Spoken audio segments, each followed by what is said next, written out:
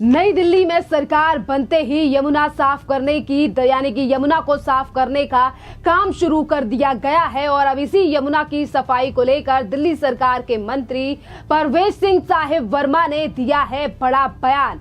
जहां एक तरफ सफाई को लेकर उन्होंने कहा है कि 3 से 3.5 साल में यमुना में सफाई का काम जो है वो पूरा हो जाएगा और इसी के साथ साथ जो है वो यमुना में बोटिंग शुरू करने की भी योजना हमारी सरकार बना रही है। जल्द ही यमुना वासियों को ये तोहफा भारतीय जनता पार्टी के द्वारा दिया जाएगा। जहां एक तरफ सालों से दिल्ली की जनता बदबूदार और गंदी यमुना के किनारे जो है वो रह रही थी, पर अब इसी यमुना की सफाई जहां एक तरफ दिल्ली की सरकार ने शुरू कर दी है, तो वहीं दूसरी तरफ दिल्ली सरकार के मंत्री परवेश सिंह साहिब वर्मा ने यह सीधे तौर पर कहा है कि यमुना की सफाई के साथ साथ यहां पर कई और सुविधाएं जो है वो दिल्ली वालों को दी जाएगी। जहां एक तरफ यमुना को लेकर उन्होंने ये बड़ा बयान दिया है, तो वहीं उन्होंने कहा है कि अरविंद केजरीवाल सरकार का फोकस था कि वो सिर्फ और सिर्फ शीश महल में जकूजी लगवाएं, पर हमारी सरकार ये चाहती है कि हम दिल्ली वालों को तमाम योजनाएं दें और इसी के साथ जो है वो उन्हें साफ पानी भी पीने का मुहैया कराएं। और इसी के साथ दिल्ली विधानसभा के सेशन में दिल्ली के तमाम घोटाले और आम आदमी पार्टी सरकार के घोटालों को लेकर पेश हो रही रिपोर्टों पर भी परवेश सिंह साहिब वर्मा ने कई महत्वपूर्ण बिंदुओं पर जो है वो बातें कही हैं। आप पहले परवेश सिंह साहिब वर्मा के ये बयान सुनिए। देखो, आपको आप मेरे से हर रोज एक ही बात पूछोगे तो मैं आपको ये वायदा कर सकता हूं कि हमारी जितनी मीटिंग्स चल रही हैं और हमारी दिल्ली सरकार भी और भारत सरकार भी जितना इसके ऊपर में सीरियस है, तो हम आपको कोई मान के चलिए 3 साल 3.5 साल में वहां पे जॉगिंग भी कराएंगे, बोटिंग भी कराएंगे। तो देखिए, आपने सुना कि किस तरीके से उन्होंने कहा है कि दिल्ली में भ्रष्टाचार को बख्शा नहीं जाएगा और भ्रष्टाचारियों के ऊपर जो है वो सख्त से सख्त कार्रवाई की जाएगी। पर यहीं पर अगर हम यमुना को लेकर बात करें तो देखिए, यमुना एक ऐसा मुद्दा रही विधानसभा चुनाव के समय पर। इसी यमुना के मुद्दे को लेकर बीजेपी ने कई बार अरविंद केजरीवाल पर सवाल उठाए, क्योंकि यमुना की सफाई में अरविंद केजरीवाल पूरी तरीके से नाकाम रहे। हर बार उन्होंने यमुना की सफाई को लेकर बड़े वादे तो किए पर उन्होंने सफाई नहीं की। और अब इसी यमुना पर जहां एक तरफ कहा जा रहा है कि यमुना फ्रंट रिवर जो है वो बीजेपी बनाएगी, सफाई का काम शुरू हो चुका है। हर जगह से कूड़ा और पानी को स्वच्छ करने के लिए मशीनों को लगा दिया गया है। और इसी के साथ अगर यहाँ पर हम वाटर टैक्सी की बात करें, यहाँ पर इसी के साथ साथ जो बोटिंग की बात जो की गई है सरकार के मंत्री के द्वारा, तो देखिए यहाँ पर दिल्ली से नोएडा तक चलने वाली इस वाटर टैक्सी का रूट जो है वो मदनपुर खादर से ITO तक होगा और इसी हिसाब से जो है वो वाटर टैक्सी स्टेशन बनाए जाएंगे। वाटर टैक्सी के लिए बनाए जाएंगे स्टेशन और NCR में प्लानिंग बोर्ड के अनुसार दिल्ली से मदनपुर खादर, फिल्म सिटी, निजामुद्दीन ITO पर वाटर टैक्सी के लिए ये तमाम स्टेशन बनाए जाएंगे, जिससे कि दिल्ली में पर्यटन को बढ़ावा मिलेगा। और इसी के साथ दिल्ली सरकार के द्वारा जो है ये प्रस्ताव दिल्ली के IWI को प्रस्ताव दिया गया है और अब देखना अहम रहेगा कि इस पूरे मामले पर कब तक कार्रवाई शुरू हो जाएगी, क्योंकि सफाई का काम शुरू हो चुका है और धीरे धीरे सौंदर्यकरण का काम जो है वो आगे बढ़ाया जा रहा है मौजूदा बीजेपी सरकार के द्वारा। देखिए, पर्यावरण से लेकर दिल्ली के हर उस मुद्दे पर ध्यान दिया जा रहा है जिस मुद्दे को लेकर बीजेपी ने इस बार का चुनाव लड़ा है। इसी पर अगर हम बात करें दिल्ली में हुए तमाम भ्रष्टाचार और अरविंद केजरीवाल की पार्टी के नेताओं की, तो हमने भी पिछले दिनों देखा कि किस तरीके से दिल्ली विधानसभा के बाहर आम आदमी पार्टी के तमाम विधायकों ने हल्ला हंगामा किया और ये कहा कि दिल्ली में काम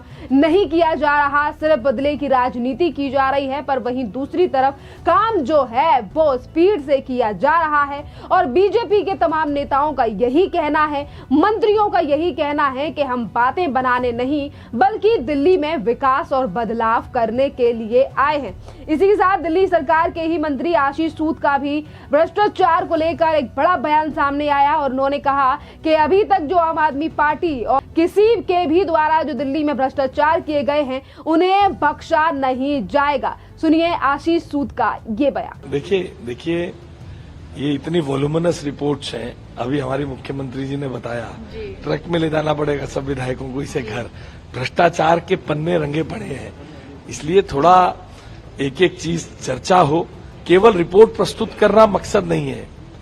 जो कवि दुष्यंत का एक शेर है ना, हंगामा खड़ा करना हमारा मकसद नहीं है। सूरत बदलनी है, भ्रष्टाचार को खत्म करना है, भ्रष्टाचारियों को एक्सपोज करना है और एक दंडात्मक परिणति तक पहुंचा। इस तरीके से सीएम ने भी कहा कि दिल्ली की जनता ने बीजेपी की सरकार को चुना है, हमने मोदी की सरकार को चुना है, वो सभी वादों को पूरा करेगी, महिलाओं को भी 2500 रुपए देगी, वो जो तमाम वादे किए हैं वो पूरे करेगी। बिल्कुल पूरा करेंगे। उन्होंने खजाना खाली छोड़ा है। हमने बताया है 38,000 करोड़ रुपए से ज्यादा जीएसटी कंपनसेशन के रूप में मिला था, उससे कोई भी डेवलपमेंट का काम नहीं हुआ है। और जानबूझकर खाली खजानों के बाद आम आदमी पार्टी इतरा रही है ये सोचकर कि प्रशासन चलेगा कैसे, मगर हम नरेंद्र मोदी जी के सिपाही हैं। हम हर सब कुछ दांव पे लगा देंगे दिल्ली की जनता को किए हुए वादों को पूरा। सर 3 मार्च को कोई और विभाग की भी तो देखिए लगातार एक्शन और जिस तरीके से प्लानिंग जो की जा रही है उसके हिसाब से दिल्ली में काम किया जा रहा है, चाहे फिर वो यमुना की सफाई हो, भ्रष्टाचार हो, पीडब्ल्यूडी के द्वारा सड़कें बनाना हो, तमाम ऐसे मुद्दे हैं जिन पर लगातार जो है वो सरकार काम करती हुई दिखाई दे रही है। दिल्ली के सरकार के गठन को अब 1 हफ्ते से ज्यादा का समय हो चुका है और इसी सरकार के गठन के बीच में तमाम बड़े अहम फैसले जो हैं वो सरकार के द्वारा लिए गए हैं। इसी के साथ आपके लिए बता दें कि परवेज सिंह साहिब वर्मा जो कि पीडब्ल्यूडी मिनिस्टर हैं वो भी आए दिन सड़कों का निरीक्षण कर जो है वो अधिकारियों को दिशा निर्देश भी दे रहे हैं। दिल्ली के पुलिस कमिश्नर को बुलाकर जिस तरीके से देश की सुरक्षा और दिल्ली की सुरक्षा के लिए बहुत बड़ा खतरा ये रोहिंग्याज और बांग्लादेशी घुसपैठिए या जो अपराध करने वाले लोग हैं इनका जो गठजोड़ है इसको तोड़ने के लिए एक रोड मैप भी उन्होंने बनाकर दिया है और इन सब को दिल्ली से खदेड़ना बहुत जरूरी है। ऐसे कौन लोग हैं जो इनको यहां तस्करी से यहां लेकर आते हैं, मानव तस्करी करते हैं? कौन लोग हैं जो इनके दस्तावेज बनाते हैं? और पूरा एक नेटवर्क है जो पूरी तरह से देश की सुरक्षा के लिए, दिल्ली की सुरक्षा के लिए खतरा है। हम सबको याद होगा कि पिछले 1-2 महीने पहले आम आदमी पार्टी के एक एमएलए को भी फर्जी दस्तावेज इस तरह के घुसपैठियों को बनाने के लिए संज्ञान में लिया गया था। तो ये दिल्ली वासियों के लिए एक अच्छी खबर है कि किस तरीके से पूरी तरह से डबल इंजन की सरकार, केंद्र सरकार, दिल्ली की सरकार, दिल्ली की पुलिस मिलकर के इन सब अपराधियों को यहां से पकड़ेगी, इनको चिन्हित करेगी, बांग्लादेश के घुसपैठियों को, रोहिंग्यास को दिल्ली से निकालने का भी, डिपोर्ट करने का भी काम करेगी। ये जितनी जल्दी होगी उतना अच्छा है। दिल्ली में देखिए ये देश के प्रधानमंत्री माननीय मोदी जी ने भी अपने संबोधन में कहा था और दिल्ली वासियों के लिए भी ये बहुत जरूरी है कि हमारी मां यमुना पूरी तरह से स्वच्छ हो, यमुना का जल निर्मल हो, लोग यमुना में जाकर के जल का आचमन कर सकें। मैं प्रवेश वर्मा जी हमारे मंत्री हैं, उन्होंने जो कहा है निश्चित रूप से एक प्राथमिकता के आधार पर यमुना की सफाई भी होगी और यमुना का एक रिवर फ्रंट भी अच्छे से बनेगा और जो यमुना आरती है उस आरती को भी लोग एक पर्यटक स्थल के रूप में दिल्ली को में लेकर के जाएंगे। पिछले 11 साल में यमुना की सफाई को लेकर के जो काम नहीं हुए हैं, दिल्ली की भारतीय जनता पार्टी की सरकार मुख्यमंत्री के नेतृत्व में, रेखा गुप्ता जी के नेतृत्व में निश्चित रूप से यमुना एक नए स्वरूप में होकर के आएगी। मैं दिल्ली के माननीय मुख्यमंत्री जी को ये बिल्कुल उनकी बात से सहमत हूं। मैं कल सदन में था। जिस प्रकार से इस सरकार ने 11 साल इस सदन को अराजकता के रूप में चलाया, जिस प्रकार से 11 साल तक इस सरकार ने दिल्ली की मेहनत की कमाई से जो कर जमा किया गया था उस पैसे को अपनी विलासिता के लिए और विलासिता के साथ साथ उस पैसे को अपने पार्टी के राष्ट्रीय स्तर बनाने के लिए 500 करोड़ से ऊपर का एडवर्टाइजमेंट का जो रेवेन्यू था, जिसकी कोई आवश्यकता नहीं थी, और आज जब दिल्ली के लिए उन्होंने कुछ नहीं किया, केवल दिल्ली के लिए उन्होंने कोरे वायदे किए, दिल्ली के लोगों को झूठ बोला, दिल्ली के पैसे को लूटा, दिल्ली में पूरा भ्रष्टाचार हुआ, और इस भ्रष्टाचार के कारण आज उनके अंदर हिम्मत नहीं है कि वो सदन में बैठ करके जो कारगुजारियां उन्होंने की हैं उसको वो देख पाएं। लेकिन अपने इस काले करतूतों को छुपाने के लिए जिस तरीके से बाबा साहब आम्बेडकर, जिस तरीके से शहीद आजम भगत सिंह के नाम को लेकर के उनको शील्ड बना करके वो सदन से में बैठने की उनकी हिम्मत नहीं है, तो जितना इसकी निंदा की जाए उतनी कम है। जहां तक कैग रिपोर्ट का सवाल है, इस कैग रिपोर्ट के अंदर अभी 2 कैग रिपोर्ट आई हैं। उन कैग रिपोर्ट के अंदर जिस तरीके से शराब घोटाले में भ्रष्टाचार हुआ, जिस तरह से 2000 करोड़ से ऊपर की लूट की गई, ये दिल्ली की जनता के सामने तथ्य सामने आने चाहिए। इसी तरह से स्वास्थ्य के रूप में भी जो दूसरी कैग रिपोर्ट माननीय मुख्यमंत्री ने रखी है, उसमें भी जो चौंकाने वाले तथ्य सामने आए हैं, किस तरह से लोगों के स्वास्थ्य के साथ खिलवाड़ किया गया, किस तरह से अस्पतालों में जो इमरजेंसी सुविधाएं थी उन सुविधाओं का भी देखभाल नहीं की गई।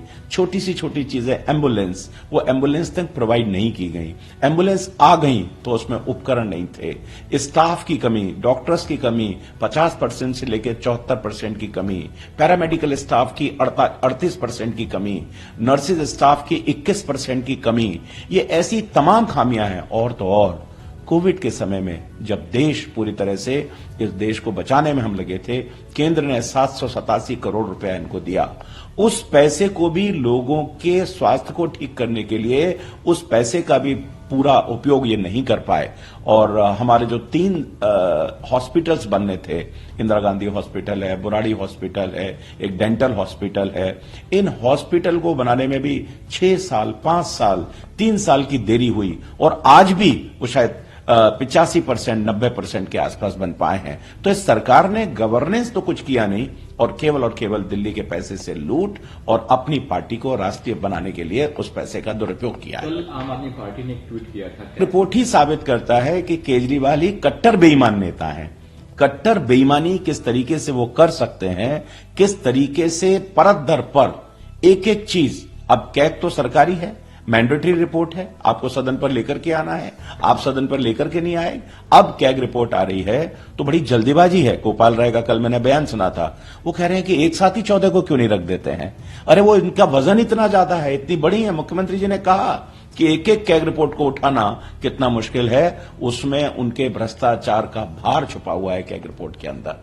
तो जब तक वो भार लोगों के सामने नहीं आएगा तब तक कैग रिपोर्ट और उसकी किताबें हल्की नहीं हो। दिल्ली को लेकर जो तमाम फैसले अब दिल्ली की भारतीय जनता पार्टी सरकार के द्वारा लिए जा रहे हैं, चाहे फिर वो सीएजी की रिपोर्ट हो, चाहे फिर वो सड़क या परिवहन को लेकर हो, या फिर अब यमुना की सफाई और यहाँ पर वोटिंग सिस्टम की शुरुआत को लेकर हो, आपको क्या लगता है कि इन तमाम कामों में से सबसे बेहतरीन शुरुआत कौन सी है? आप अपने कॉमेंट कर हमें जरूर बताइए। धन्यवाद।